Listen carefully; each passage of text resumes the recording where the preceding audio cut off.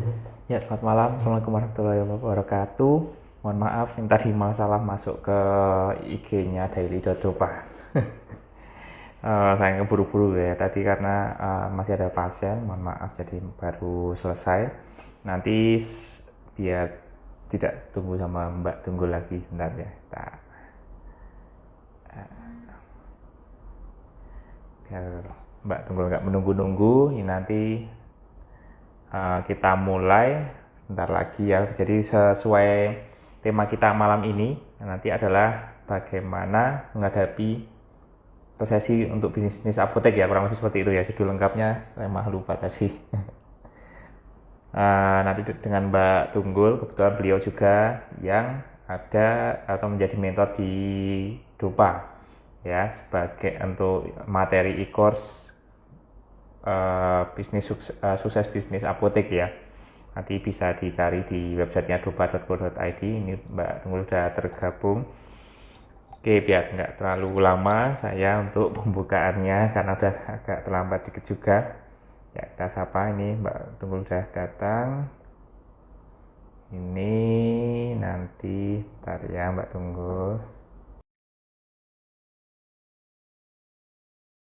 Ya, ini udah saya invite, nunggu Mbak Tunggul join.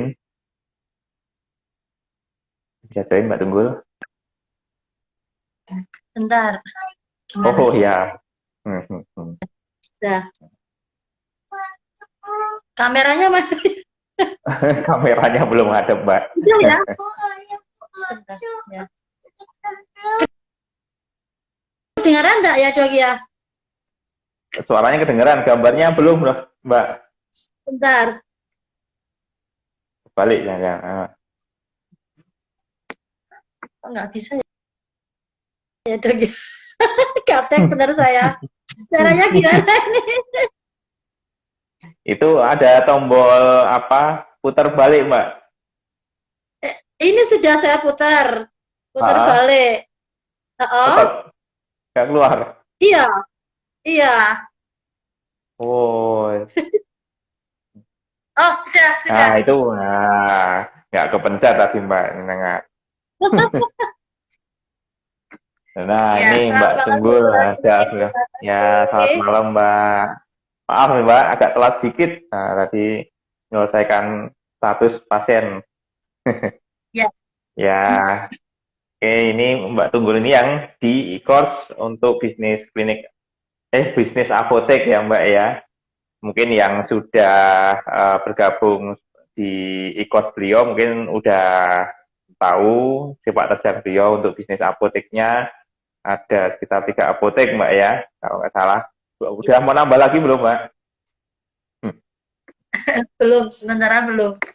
Maaf ya, Dok, ini Nah, sambil ngomong ini. nah, ini justru malah kelebihannya entrepreneur tuh gini Mbak. Jadi kerja bisa sambil ngomong anak ya Mbak ya. Nah, bedanya sama kalau kerja di kantoran kan nggak bisa ya Mbak ya. Nah, ini justru apa yang harus ditonjolkan seperti itu Mbak. Nah, jadi sambil ngomong anak bisa sambil kerja. Nah, itu. Nah, oke. Jadi karena mungkin mempersingkat waktu ya Mbak, karena memang jelas cuma sekitar 1 jaman. Nah, karena mungkin beberapa belum ikut e-course-nya Mbak Tunggul, jadi mungkin bisa Mbak Tunggul memperkenalkan diri Mbak untuk apa uh, bisnisnya atau mungkin ya background dari Mbak Tunggul sendiri mungkin. Silakan Mbak, ke sejawat dulu Pak. Ya, ini saya baca yang bergabung ini kebetulan beberapa teman-teman saya. Tadi sempat Wah, saya itu. sounding di grup. Ini Nah, ada Dopa apoteker, numpang beken kebanyakan nih Mbak. apoteker semua ini. Ya, ya. Fansbase-nya sudah banyak Selamat Mbak. malam, Dokter Odi. Selamat malam teman-teman semuanya yang sudah bergabung di live IG hari malam ini ya. Ini beberapa saya kenal, jadi saya sebenarnya tidak pede seharusnya ya. Ya, ini nanti saya sekedar sharing saja pengalaman saya membuka apotek. Mungkin bagi teman-teman yang bergabung di sini yang belum kenal dengan saya, perkenalkan saya apoteker Tunggul Wardani. Kebetulan saya seorang praktisi apotek, saya praktek di apotek, juga kebetulan memilih apotek sendiri, dan sampai saat ini mungkin baru ya dok ya, baru tiga. Semoga Heeh. nanti tambah, amin amin. Amin. Ya. Ya, Iya. kita sambil diperkenalkan Mbak, apoteknya apa namanya apa aja sama lokasinya kira-kira sekarang di mana aja Mbak? Biar pada tahu Oh juga ya. begitu, baik. Mm-mm, Ya, mm, eh, apotek saya semuanya di pinggiran, di perifer ya, dok, tidak mm, di perkotaan. mm, Yang pertama mm, itu yang di Apotek Wahyu Putra itu di daerah Minggir, Sleman, mm, Jalan Gudian, itu mentok paling barat, dok, mm, perbatasan dengan Kulon Progo. Kemudian mm, apotek saya yang kedua itu Apotek Samigalo, itu di Perbukitan Menoreh, Kulon Progo. Arahnya kalau mau ke Kebun Teh mm, Ngelinggo, itu saya mm, berada di pusat kecamatannya Samigalo. Persis mm, jajar sama pasar, ada BRI, ya masih kotanya di sana lah. Yang mm. ketiga itu apotek.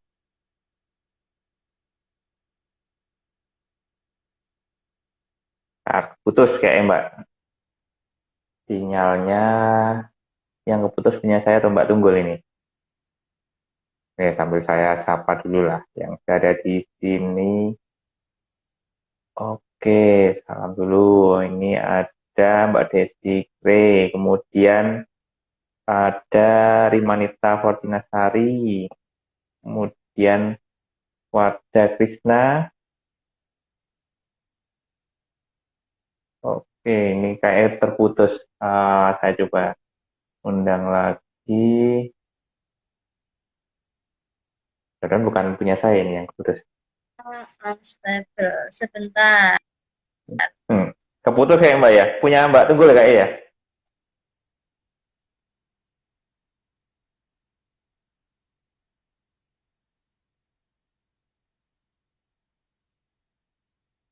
Oke, sambil kita tunggu ya. Jadi menginfokan lagi bahwa Dopa_Indonesia ini mengadakan IG Live dengan para mentor dan juga nanti beberapa praktisi di bisnis.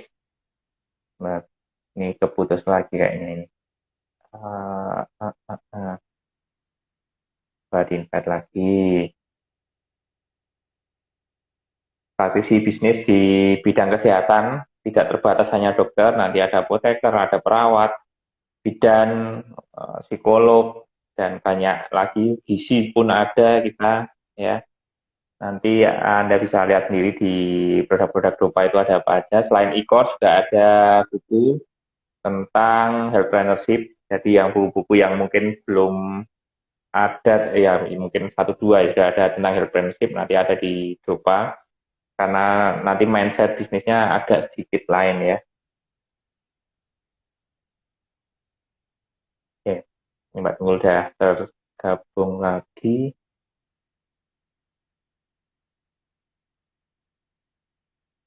Coba bisa join belum ya?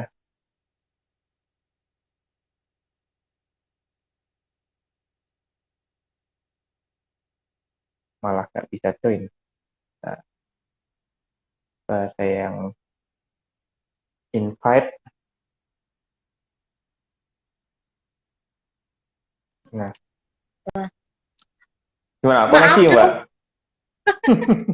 Iya, ini tadi pakai Hmm. WiFi. Sementara pakai data juga ternyalakan kok. Malah Terpental bingung saya. ya. Malah bingung anunya. IG-nya mau pakai yang mana ya? WiFi apa itu? Oke, tadi Ya, dok. udah Sampai di gimana perkenalan tadi? ya. Iya. Tadi ada yang di Minggir, ada yang di dekat mana tadi? Perbatasan Kulon Progo, Samigalo sama Kami di Galuh. Kalibawang. Oh, Kalibawang. oke. Betul, iya. Yang paling pertama yang mana, Mbak? Yang di Minggir, Oh, yang yang di di Wahyu Minggir. Putra. Oh, oke. Itu kayaknya yang dulu itu ya, apa bangunan sendiri ya, punya sendiri atau punya keluarga kayaknya. Betul, betul, Oh, gitu. Kalau betul. yang dua lainnya sewa atau gimana, Mbak? Gimana? Kalau yang dua Gimana, dok? lainnya, kalau yang dua Kalau lainnya yang sewa dua atau lain, Yang dua lain kebetulan yang satu sudah milik sendiri dok, tadinya kontrak. Oh, alhamdulillah. Kemudian Nggih. kan tanahnya tentunya dijual lah, Oh, saya cocok beli. ya. Ini yang masih Nggih. kontrak. Yang satu tinggal nunggu ya. Nunggu dijual ya, Pak. Gimana dok? Oke. Yang satu nunggu dijual itu ya. Sudah siap Kayaknya dibeli. enggak ada itu rumahnya sendiri. Ya, enggak tahu nanti Ya, lihat semoga. nggih. Ya, itu mulai bangun mulai tahun berapa, Mak? Yang Yang paling di awal. Wahyu Putra, Ya, yang yang paling itu pertama, pertama itu minggir. kan, yang minggu itu kan pertama itu 2012 dok. Jadi Mm-mm. sebelumnya itu saya dari 2008 itu saya ngikut atau ngelola apoteknya orang. Mm-mm.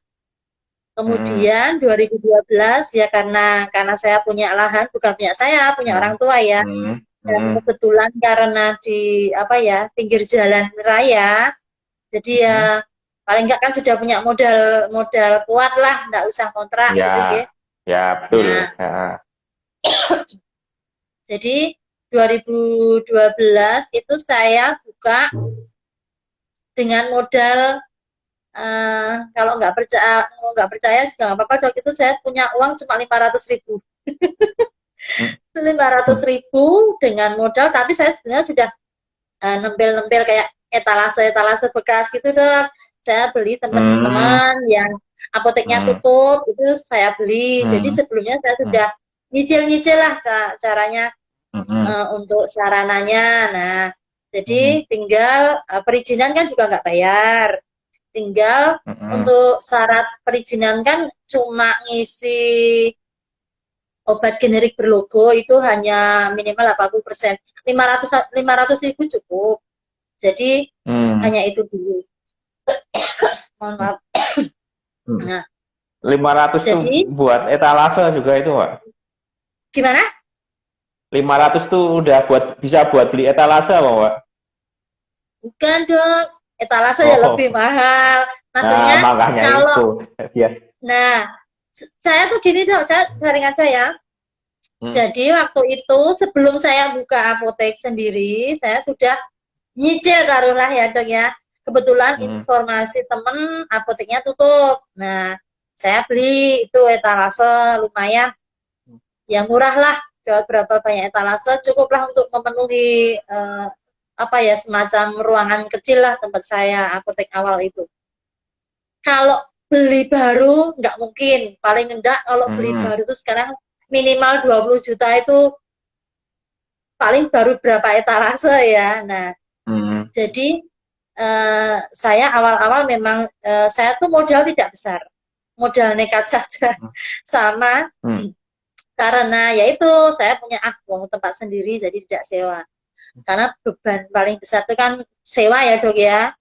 Ya. Sewa terus nanti kira-kira BEP-nya kapan gitu kan menguras Ya, nggih. energi sendiri ya. Nggih. Ya, ya. Jadi biar buat gambaran teman-teman ya yang mau bikin apotek, ya definisi modal minimal itu juga harus dilihat ya backgroundnya. Udah ada ruangan kecil itu juga udah termasuk modal sebenarnya ya. Ya sama Iya, ya kayak klinik betul. klinik saya juga yang paling pertama itu ya karena dipinjemin ruangan ya meskipun nggak layak Iya, tapi paling nggak bisa nggak bayar lah paling kayak gitu. Modalnya ya kurang lebih ya sama minimal lah 50 sampai 75 waktu itu. Tapi kan di bootstrap sedikit demi sedikit. Nah, Mbak Tunggul ini juga mirip, sebenarnya udah ada bangunan, diisi ya seadanya lah etalase mungkin belum sing worth ya Mbak ya, tapi yang penting bisa mulai dulu. Oke. betul. Nah, itu kan yang masih sering ketakutan tuh terkait aneh Mbak ya, masalah perizinan dan segala macam. Nah, saya tuh simpang siur juga katanya ketika perizinan secara resmi semua keluar boleh mulai jual, ada yang bilang enggak atau jual tapi hanya obat yang seperti obat warung. Itu yang benar gimana, Mbak? Maksudnya biar teman-teman yang mau mulai itu nggak takut, wah ini kalau nggak gul-gul izinnya nggak bisa mulai-mulai ini. Kira-kira gimana, Mbak? Antisipasinya sambil nunggu perizinan itu Baik. listriknya. Jadi Saya bicara tentang perizinan ya dok. Perizinan Hmm. sekarang kan cepat sekali. Kalau dulu memang lama. Kalau sekarang lewat OSS ini kan saya itu ngurus izin nggak ada 1 bulan kok. Nggak ada 1 bulan itu keluar isinya. Asal asal syarat-syarat sudah disiapkan semua. Soalnya kan tinggal terus upload lewat OSS. Paling selang 1 minggu, kebetulan karena perpanjangan ya. Kalau baru akan divisitasi oleh dinas kesehatan, ya 1 bulan itu bisa keluar nanti. Jadi,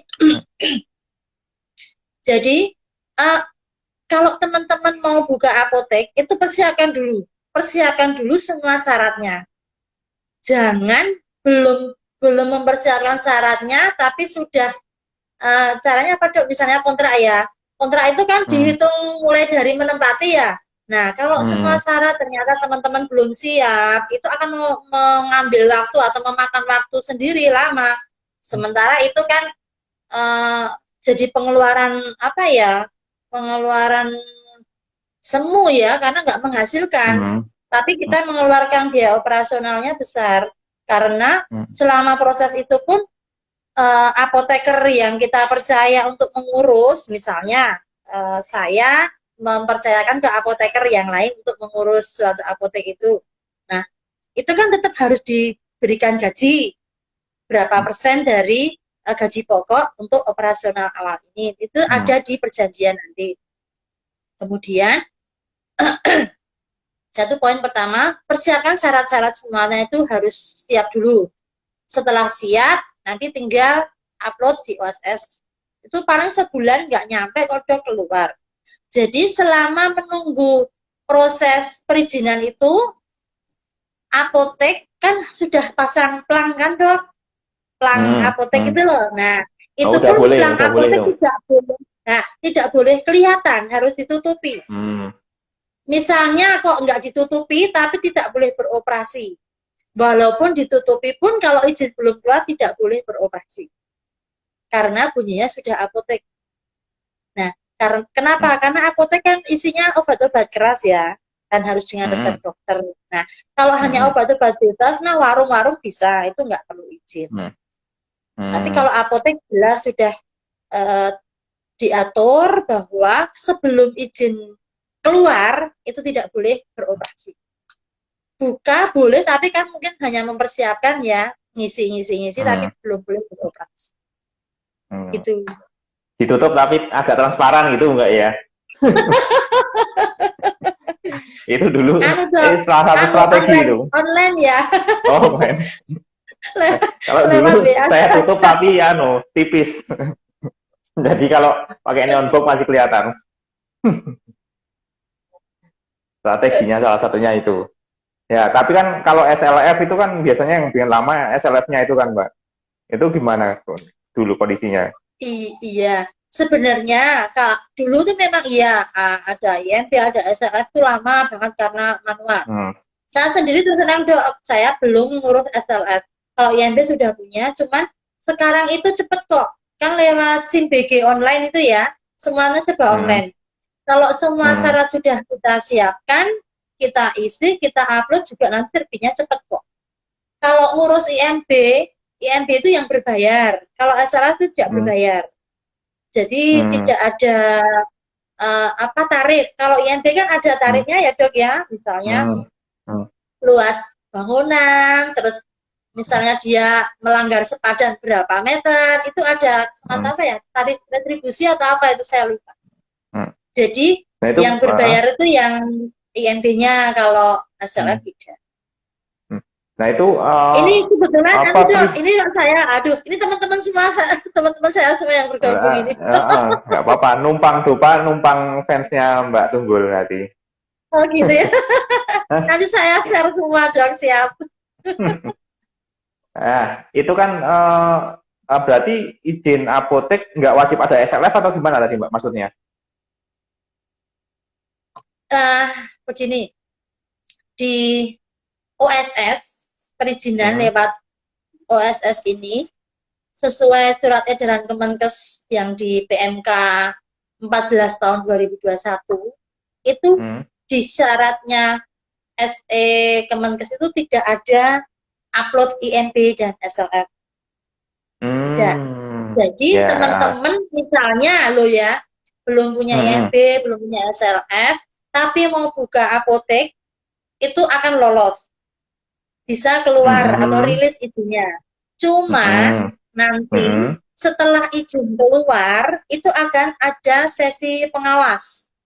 Di mana pengawas itu adalah gabungan dari OPD ya, kayak dari PU, terus PUPR, lingkungan hidup, dinas Mm. kesehatan, DBNPT, itu akan terjun ke lapangan. Benar Mm. tidak syarat-syarat yang kamu upload untuk kamu bikin izin apotek itu? Maksudnya Mm. izin sudah keluar, tapi kan kalau Mm. online kan tidak tahu ya lokasinya seperti Mm. apa. Mm. Nah, Mm. itu benar tidak? Nah, nanti setelah izin keluar itu akan ada sesi pengawasan, tim itu akan terjun ke Mm. lapangan meninjau. Benar tidak? Ini sesuai tidak dengan yang kamu upload. Nah, Mm. yang jelas kalau dari itu dari di mana ya? Itu sepertinya masing-masing Pemda ya dok ya yang Mm. mewajibkan ada IMB, ada SLF, tapi yang pertama itu memang Sleman. Kebetulan kemarin yang Kulon Progo itu sudah ada surat edaran bahwa apotek saudara sudah harus segera mengurus Mm. IMB dan SLF Mm. sesuai dengan Mm. edaran dari apa sih kemarin namanya dari sisi pengawas itu, di mana nama gini loh dok ini ya, suatu bangunan kalau tidak legal itu kan Mm. ya untuk praktek tidak aman, tidak nyaman ya dok. Mm. Misalnya Mm. ada apa-apa, ya kita tidak minta ya dok, misalnya ada bencana atau misalnya ada permasalahan dengan suatu bangunan itu, sementara kita di situ praktek untuk kemanusiaan ya, maksudnya berhubungan dengan nyawa juga. Nah, Mm. kalau tidak ada IMB, paling paling enggak IMB izin mendirikan bangunan. Jadi suatu bangunan yang tidak berizin itu kan tidak legal kan dok. Jadi kan Mm. tidak aman kalau ada apa-apa Mm. untuk kerja itu loh. Paling enggak IMB Mm. itu wajib. Mm. Cuma Cuman di kadang kita USN harus tidak disyaratkan. tuh soalnya kan kayak saya itu mau bikin klinik tuh SLF dulu mbak. SLF tuh kalau Iya, SLF-nya nggak apa turunannya SLF itu loh mbak. Kayak APAR, kayak PU, kayak BLH, terus lainnya lagi tuh lah. iya. Nah, itu yang meskipun bilangnya online, tapi kan akhirnya kayak visitasi dan segala macam kan offline kan. Nah itu yang tidak terkontrol oleh dunia online-nya kan di situ mbak. Nah kalau apotek nggak ada kekhususan ya mbak ya kurang lebih hampir sama ya sekarang ya. Tadi Eh, masih bisa nggak yang sistem tadi dibalik jadi udah keluar izinnya dulu baru visitasi setelah itu oh enggak, atau kalau masing-masing baru, daerah lain? kalau apotek baru tetap harus visitasi dulu. Visitasi Hmm. dulu, nanti rekomendasi dinas kesehatan merekomendasikan ini lolos tidak. Jadi kunci utama ada di dinas kesehatan dulu dok. Kalau Oh apotek ini setelah visitasinya divisit langsung kok ke layak, Dinkes mbak. Hmm. Visitasinya jadi langsung kan oleh Dinkes. Kalau yang saya kan dibalik mbak, Dinkes paling terakhir. Jadi SLF goal dulu, oh, baru mulai Dinkes. Karena oh Dinkes alah, menyarankan SLF. oh, Kalau apotek enggak berarti ya, iya iya. Jadi dibalik ya disurvei nanti. dulu layak, nanti Dinkes mengeluarkan sertifikat standar bahwa ini boleh rilis oleh perizinan. Hmm. Gitu. Ya, ya, ya. Oke. Nah, kira-kira mungkin meskipun mungkin Mbak Tunggul nggak pakai jasa pihak ketiga, kira-kira apakah Mbak Tunggul tahu di luar sana banyak nih yang sebagai jasa pihak ketiga untuk ngurus seperti ini, Mbak? Mungkin kan yang nonton ini nggak cuma pelaku usaha, mungkin juga ada investor yang pengen masuk tapi masih ragu-ragu terkait regulasi, cuma tinggal keluar uang aja. Itu ada nggak jasa pihak ketiga, Mbak, lo di luar sana? Banyak nggak? Ada banyak, Hmm. banyak sekali calo-calo itu Hmm. banyak, banyak sekali. Oh. Intinya makanya saya Hmm. sampaikan tadi dok bahwa Hmm. yang berbayar itu IMB yang ada hak Hmm. nominal atau berbayar. Kalau SLF itu tidak berbayar alias gratis. Jadi kalau Hmm. di luaran kan ada yang menawarkan jasa Hmm. ngurus IMB sekaligus SLF nanti, padahal SLF itu tidak Hmm. berbayar. Jadi untuk Hmm. teman-teman non apoteker mungkin ya yang ingin membuka apotek, yaitu informasi dari saya bahwa yang berbayar hanya saat ngurus IMB saja. Kalau SLF Hmm. itu tidak berbayar. Sementara di luaran itu calo-calo ya tahu sendiri kan dok, masang tarif SLF bayarnya segini, padahal kan enggak. Ya, pokok jasa Mbak, itu kan kita membayar waktu Mbak. Nah itu bisa sampai berapa Mbak rata-rata yang Mbak Tunggul tahu? Kalau jasa-jasa kayak gitu Mbak, sampai selesai. Kalau kebetulan saya belum ngurus kan dok SLF-nya. Hmm. Hmm. Tapi kalau teman saya yang kebetulan apotek mana ya itu UII apa ya, itu kan termasuk Hmm. masuk dalam lingkungan itu kan dok kampus. Hmm. eh, itu 2 lantai juga dan luasnya cukup besar, itu dia harus pakai jasa konsultan. Nah, jasa Hmm. konsultannya ini yang paling besar harganya. Itu harus pakai apa? Itu apa dok namanya? Arsitek, tapi yang Hmm. bersertifikat. Hmm. Nah, Oh. dia memastikan bahwa bangunan ini layak dipakai. Itu yang Oh, bikin itu mahal. baru sebatas IMB-nya berarti Mbak ya. Yang maksudnya jasa secara full Sudah Mbak, dari awal sudah sampai sekaligus akhir. dok sekarang tuh IM.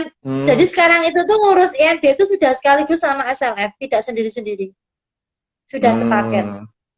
Itu anu Mbak, di Besar. bawah 100 apa antara 100 sampai 200 Mbak Masih biasanya ini? masih di bawah 100 kok, masih di bawah 100. Oh ya, Kalau yang ini tempat buat para teman investor saya tuh ini ya. kemarin sekitar 10 sampai 20-an apa ya.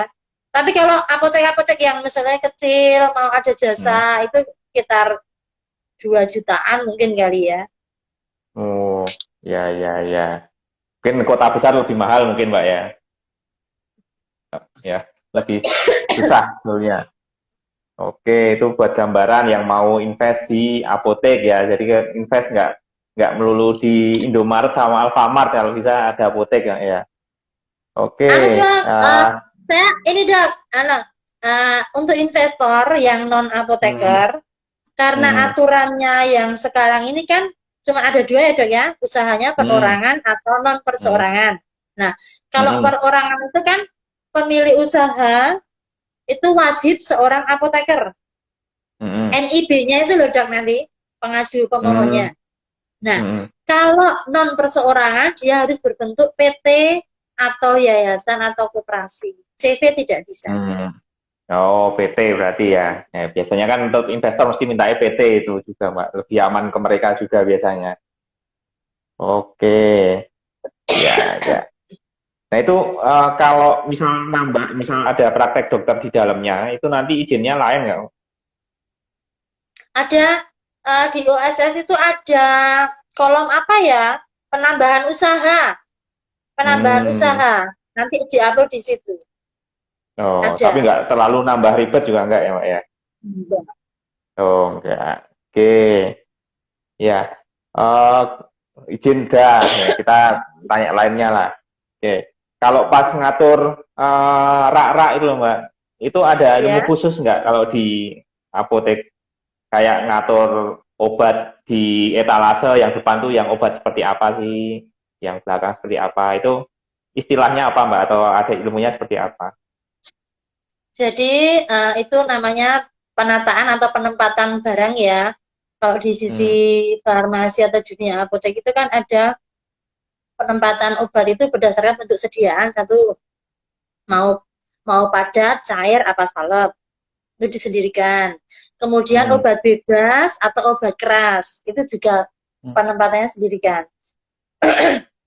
Rata-rata obat bebas yang logo hijau sama biru itu kan dipajang di depan. Hmm. Hmm. Kalau yang logo obat keras itu di belakang. Istilahnya Hmm. tidak apa ya, bau iklan ya, kan tidak boleh. Nah, Hmm. Hmm. jadi Hmm. Hmm. obat keras itu di belakang. Terus penataan obat itu berdasarkan satu bentuk sediaan, kemudian fungsi atau efek farmakologis penggolongan obatnya sama alfabetis. Jadi aja Hmm. golongan Hmm. apa, misalnya golongan internis nih, golongan penyakit Hmm. diabetes, Hmm. hipertensi, itu nanti ditata sesuai abjad. gitu. Ya, ya. Hmm. Hmm. Terus semua sama, nanti yang sirup juga sama, yang tablet juga sama penggolongannya. Kalau tablet misalnya obat batuk semua, obat sakit kepala semua, nanti diajar Hmm. jadi enak. Hmm. Itu. Kayak. Kalau apoteker ya dok ya. Hmm. Cuman kadang Hmm. kalau orang awam yang non apoteker, taruhlah kalau dia sebagai karyawan, Hmm. itu kalau di alfabetis dan farmakologis mungkin bingung ya. Jadi Hmm. untung ruginya itu di situ. Kalau alfabetis, kalau orang awam tinggal nyari, misalnya Budrek, oh B di sini. Cuma kalau kita Hmm. misalnya pas Budrek kosong kan bisa menggantikan pengganti nih, sampingnya ada, Hmm. Hmm. yang Hmm. segolongan. Terus penataan yang lain itu harus itu dok, Vivo itu loh, first in first Oh, out. vaksin Ada yang out. datang Oh ya. duluan Ah. dikeluarkan Hmm. duluan, atau yang ED Hmm. duluan dikeluarkan duluan. Hmm. Gitu. Oke, ini udah ada bantu jawab dari PCIA Sleman, planogram. Nah, istilahnya planogram ya, sama berarti kayak minimarket itu ya, istilahnya planogram. Ini Hmm. teman-teman saya semua ini. Ya, lumayan. Coba kecipratan temannya Mbak Tunggul ini ya. Nah, jadi kan kalau minimarket itu juga ada ya sistem kayak itu, planogram depan Kinder Joy semua itu ya. Kalau kalau apa Iya, apotek Mbak? sekarang kayak gitu. Tergantung musimnya.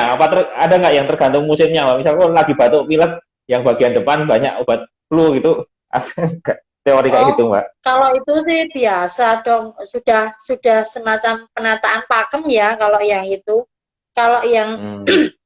model ada apa permen atau apa itu diversifikasi aja ya. Cuman biar Hmm. kadang kan anu ya, anak-anak yang datang ya biar Hmm. tertarik tadinya. Hmm. Jadi misalnya ibunya datang hanya mau beli obat ini aja, tapi kok ternyata di pajangan ada yang, oh saya keingat saya butuh ini. Nah, tadinya dia Hmm. tidak akan beli, jadi beli. Itu kan jadi menaikkan Hmm. omset juga kan, Dok? Hmm. Hmm. Nah, ya, ya. Tergantung musim juga ada nggak, Mbak? Itu Iya, tadi, seperti saya bilang, ada. ada tadi. Oh, musimnya Ada, apa, cuman taruh kalau depan. tergantung musim itu cuman lebih ke stoknya, Dok, ditambah jumlahnya. Kalau Oh, penempatannya ya sama. wah, berarti bisa buat masukan nih, Mbak. Tergantung musimnya. Musimnya apa batuk pilek ya obat batuk pilek di depan, Mbak.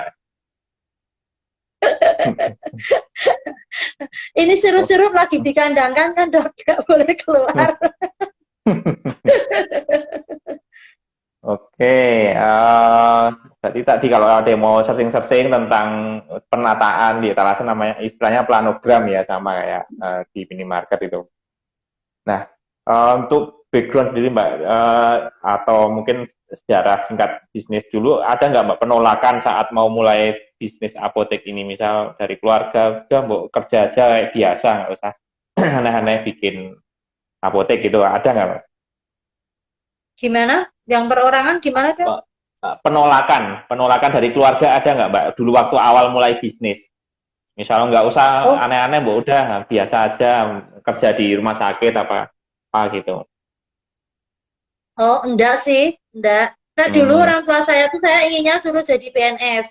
Cuma saya tes berkali-kali Hmm. nggak lolos.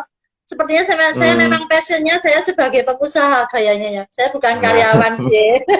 nah, Itulah sip, yang nah. menggugah semangat saya, Dok. Pesan Berarti orang tua pain-nya, kalau gimana? berarti faktor pain-nya itu nggak lolos PNS itu, Mbak ya? Iya, kalau Hmm. kalau orang tua tuh kalau anaknya jadi PNS tuh kan statusnya kayaknya tinggi ya. Nah saya tes berkali-kali nggak lolos kok. Ngapain gitu Saya kan? PNS. Ya udah, saya buka usaha aja. Sama ya, Mbak. Saya PNS ya, cuma nuruti orang tua kok, Mbak. Ya. Tapi kan jenengan juga pengusaha. Nah, sambilannya PNS. Kan. Iya, sekarang jadi 9. Nah, ini biar kita balik ke tema awalnya, Mbak, terkait isu resesi ya, biar biar sesuai sama yang lagi ngetren, jadi harus disanggutkan katanya algoritmanya. Ini kira-kira untuk bisnis apotek sendiri, terutama dari Mbak Tunggul, ada nggak kekhawatiran nanti misal 2023 beneran terjadi resesi, kira-kira bayangin bakal berimpact nggak ke bisnis apoteknya Mbak Tunggul, atau sudah ada hal-hal yang sudah disiapkan Mbak Tunggul dari sekarang kira-kira? Ya, kalau resesi itu kan karena daya beli pasti akan turun ya dok ya, tingkat pendapatan juga turun yang pasti. Cuma saya yakinnya itu bahwa obat itu sekarang jadi kebutuhan pokok. Obat itu adalah kebutuhan pokok. Jadi orang sakit pasti akan beli obat. Kecuali kalau misalnya mau beli baju yang kemarin masih bisa dipakai, kan beda dok. Nah, obat itu sekarang jadi kebutuhan pokok. Orang sakit pasti akan cari obat. Walaupun tidak punya uang, pasti akan mencari obat. Karena kalau dia sehat, pasti dia akan produktif. Ya kan dok? Nah, itulah seperti itu. Jadi, mensikapi resesi besok, ya, semoga tidak ya dok ya. Bisnis apotek ini tetap akan jalan. Karena, ya itu tadi, sudah menjadi kebutuhan pokok. Terus cara menghadapinya ya tinggal kita nanti apa ya dok ya? Itu nanti dalam manajerial atau mengatur pembelian stok. Sekiranya memang obat tidak bisa jalan, terus apa ya? Itu kan mempengaruhi cash flow itu udah keuangan. Pokoknya intinya obat yang mematikan atau yang dead stock, stok yang mati tidak jalan, udah nggak usah disediakan. Jadi disediakan yang memang fast moving dan daya belinya, kemampuan belinya itu ada. Itu seperti itu. Jadi lebih ke pengaturan stok sih. Pengaturan stok, kemudian strategi, siasat menjualnya seperti apa. Di samping itu juga kita kan harus lihat sekeliling juga kan dok. Ini sekitar kita seperti apa, keinginan mereka itu seperti apa. Itu kita juga harus peka, mau bisa mendengar dan melihat gitu. Ya berarti kalau misal baru pada nggak punya duit, obat yang mahal ganti generik semua dulu nggak gitu Pak ya paling ya. Kita harus itu dong, kita harus lihat, kita itu semacam gini ya, apoteker tuh kadang bisa melihat, oh ini kayaknya punya uang nih. Jadi kalau kita bisa menerawang, kalau datang, oh pakai mobil lah, kemungkinan punya uang nih, ditawarkan lah yang nilainya lebih besar. Cross selling, upselling Pak ya, tinggal milih itu ya. Strateginya seperti itu ya. Misalnya dia tak datang hanya mau beli obat, misal taruhnya paracetamol. Nah, dari situ kan bisa kita screening, kenapa beli paracetamol, untuk apa? Lah ternyata tidak hanya pusing, tapi karena mungkin mau gejala flu, udah lelah, kecapean. Nah, kita bisa tambahin suplemen. Nah, kalau dia ya, kita jelaskan suplemen ini fungsinya untuk apa. Nah, dia sudah istilahnya tergiringlah ke opini kita ya. Nah, itu dia akan tertarik. Nah, jadi kan beli. Jadi awalnya dia datang hanya mau beli paracetamol, tapi kalau kita mau screening keluhannya dia seperti apa, keinginan yang ingin didapatkan dia apa, kita giring, kita dapatkan nih.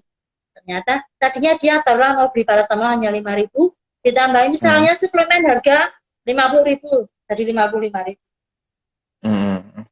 Ya, tuh. Berarti kan mirip kalau di Indomaret itu ada sekalian apa? Ya. Beda. Oh, beda. Ya. Kalau kita menjual ilmu.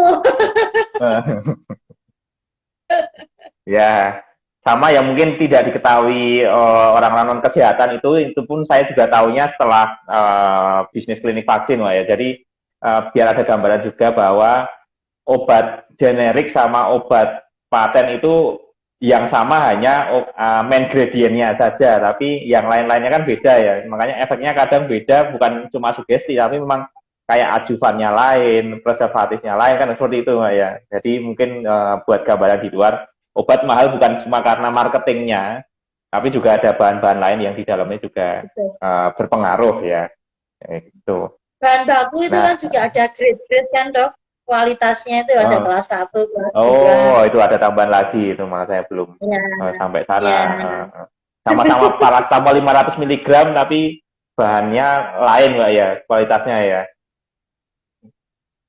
Oke, ya berarti kurang lebih tadi untuk menghadapi resesi adalah di masalah supply chain sama mungkin ya keandalan SDM dalam menawarkan itu tadi cross selling, upselling itu tadi ya mungkin Mbak ya harus Itu butuh bisa skill dong. menawarkan. Iya, Mm-mm, itu butuh skill dan semua orang tidak punya skill yang sama. Karena skill itu mm-mm, bisa didapat kalau kita sering mengasahnya. Tidak bisa ada di mm-mm, teori, itu tidak ada. Kita mm-mm, sendiri yang bisa, enggak kan? mm. Ya. Cuma nanti kalau udah kepepet, udah baru mulai pelatihan ke karyawan Mbak ya caranya agar bisa. Iyalah, iya Tapi lanjut kalau lanjut masih itu. laris enggak. Oke, jadi itu ya gambarannya nanti. Soalnya buat gambaran juga buat investor juga atau yang mau bisnis di bidang kesehatan bahwa bisnis bidang kesehatan itu yang mungkin bisa jadi anti paling tahan terhadap resesi ya karena secara tidak sadar kesehatan itu kebutuhan yang lebih utama dibandingkan yang lain misal pangan, papan, sandang itu tadi justru Iya, kesehatan yang lebih utama. Jadi beberapa krisis tetap bisnis kesehatan tetap jalan, cuma modelnya saja yang sedikit diganti. Nah itu juga gambaran istilahnya kalau demam ya mau nggak mau nyari obat juga, obat. pusing ya nyari obat. Resesi Iya, habis dipecat pusing ya carinya cari obat pusing ya tetap aja mau apapun kondisinya sehat mau sakit tetap nyari apotek ya Mbak ya. Oke. iya. Uh, nah ini takutnya kebablasan waktunya Mbak. Oh, Oh, 84 sampai jam tahun. berapa nih, Dok? Kan 1 jam, Mbak. Kalau istilah Oh, takutnya kepotong ini. Nah, ini ada apa? Uh, misal ada pertanyaan Mbak gini. Ada seorang investor yang pengen beli semua bisnisnya Mbak Tunggul nih. Tapi Mbak Tunggul disyaratkan nggak boleh buka bisnis lagi dengan tema yang sama. Bukan bisnis apotek, harus bisnis lainnya. Kira-kira Mbak Tunggul mau nggak? Misal harganya sesuai ya, harga wajar ya, bukan yang berlebihan ya. Harga wajar untuk sebuah bisnis yang sudah jalan, harganya pas, nah tapi disyaratkan itu, kira-kira Mbak Tunggul mau nggak? enggak, enggak. Kenapa Mbak kira-kira? Dokter tahu. Dok- Dokter sudah Huh? pasti tahu jawabannya. Nah, ini kan biar ada gambaran Mbak, jadi nggak semua yang nonton ini sudah menjadi pelaku usaha lah intinya, masih lirik-lirik ya, jadi biar ada gambaran juga. Uh, Ketika punya bisnis kadang udah kayak anaknya sendiri Mbak ya, Betul. udah merasa sulit Seorang ya. seolah jiwanya di situ, Dok. Itu rumah kedua, Hmm, taruhlah. hmm, Jadi, ibaratnya rumah rumah di mana kita bangun mulai benar-benar dari pondasi. Pondasinya harus kuat. Terus yang mengisi, yang menghiasi sampai bangunan itu kokoh dan kelihatan, itu kan juga butuh proses. Itu nilainya nggak terharga, nggak ada, nggak ternilai lah hmm, sampai harganya itu hmm, nggak hmm, ternilai. Jadi ibarat suatu rumah, mulai dari pondasi, terus isi, menggambarnya sampai itu kelihatan dan sampai bertahan, walaupun ada istilah ibarat badai ya, tetap hmm, kokoh berdiri. Itu yang harus dipertahankan, walaupun mau dibeli hmm, berapapun. Karena hmm, itu adalah suatu gambaran atau pencitraan kita, kreasi kita. Oh, saya membuat rumah ini ternyata jadi dan dipandang oleh hmm, orang. Nah, itu yang hmm. tak ternilai harganya. Tapi Nah ibaratnya itu itu aja. itu yang belum kadang pada nggak tahu Mbak, maksudnya yang di luar sana tuh.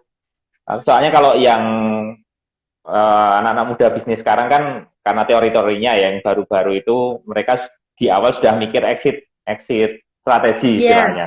Istilahnya betul. digedein, dijual ke investor. Nah ini kalau kami yang masih generasi di atas generasi Oh, milenial dan mungkin generasinya Mbak Tunggul itu masih menganggap perusahaan itu seperti anaknya sendiri. Kadang nggak hitungan ya Mbak.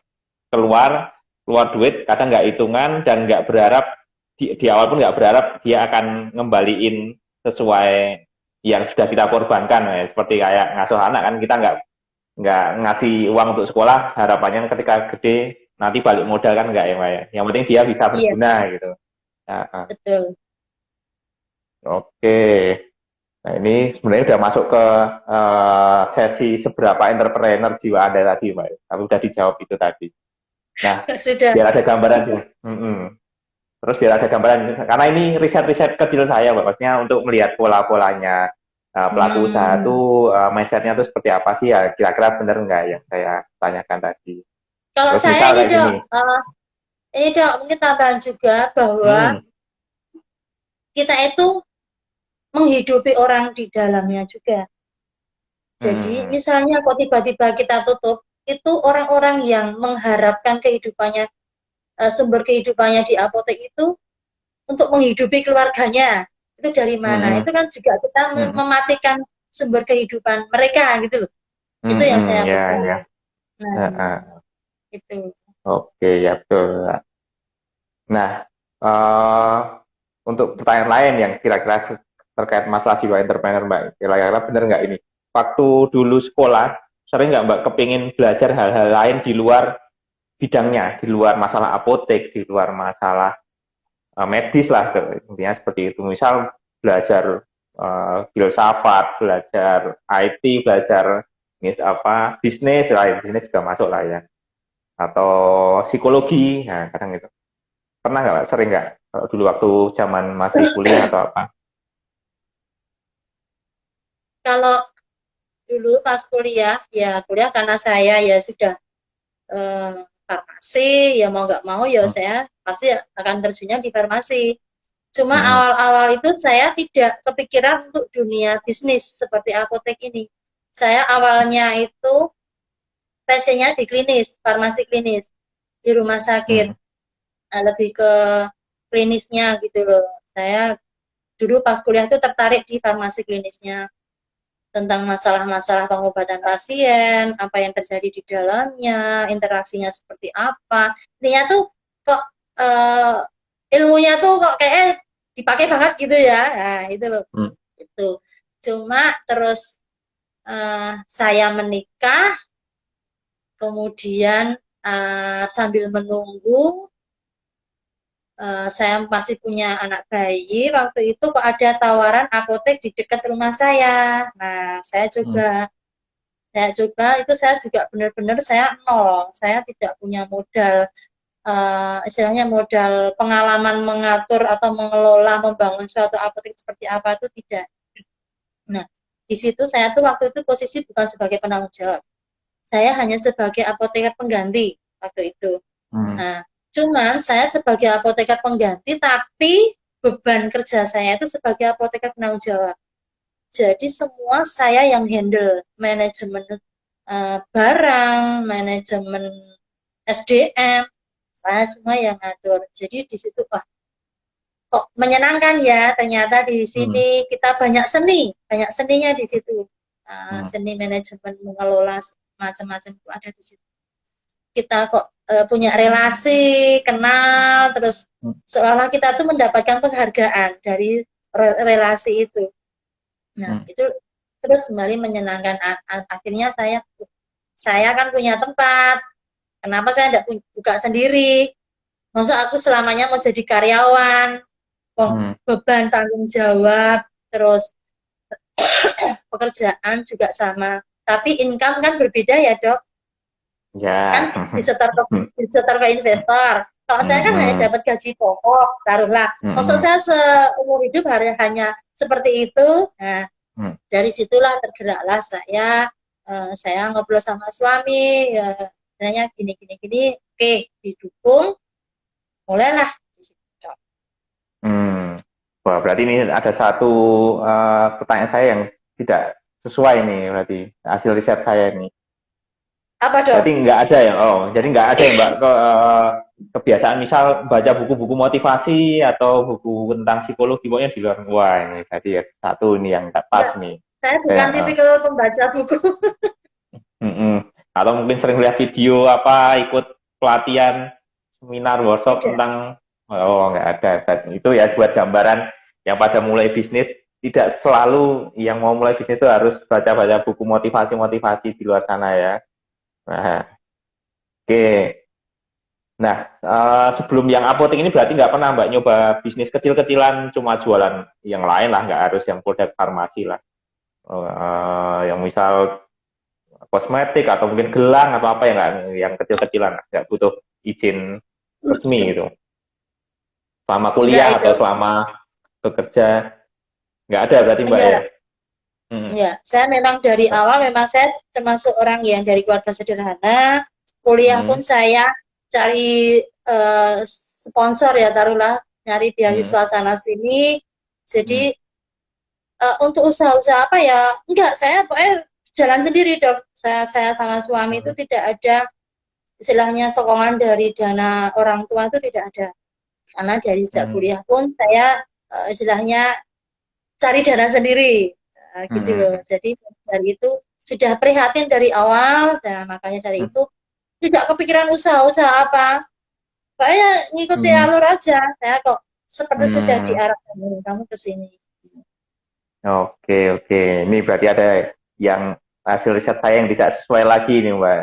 Jadi, uh, kan kadang pertanyaan terbesar saya kan ini, Mbak. Apakah entrepreneur itu dilahirkan atau dibentuk?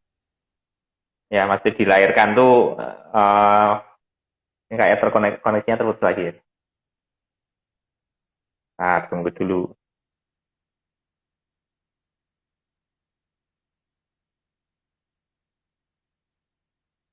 Oke, sambil nunggu Mbak Tunggul kembali lagi, ini sudah pukul 8.56. Semoga masih bisa untuk pesan penutup ya nanti.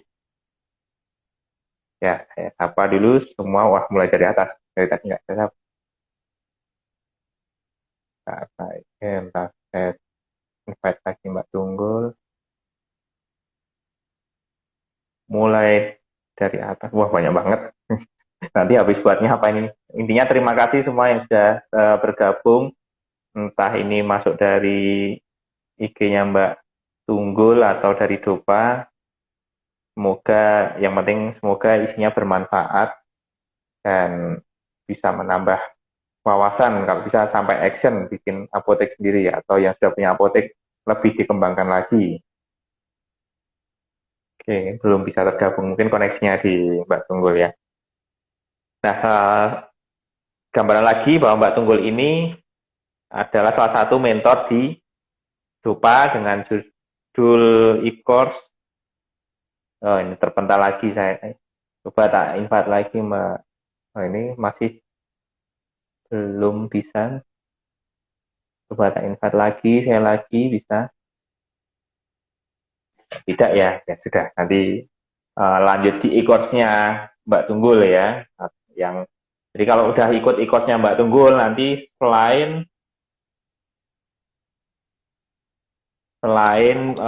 mendapatkan rekaman untuk e-course-nya, Anda juga akan tergabung di grup bersama Mbak Tunggul, sehingga yang masih ada kendala di tengah jalan bisa tanya-tanya lebih lanjut biar lebih jelas lagi apa yang harus dilakukan untuk bikin bisnis apotek. Nah, dan strateginya seperti apa, apalagi udah mau mendekati resesi, kira-kira masih layak nggak untuk mulai bisnis apotek saat ini.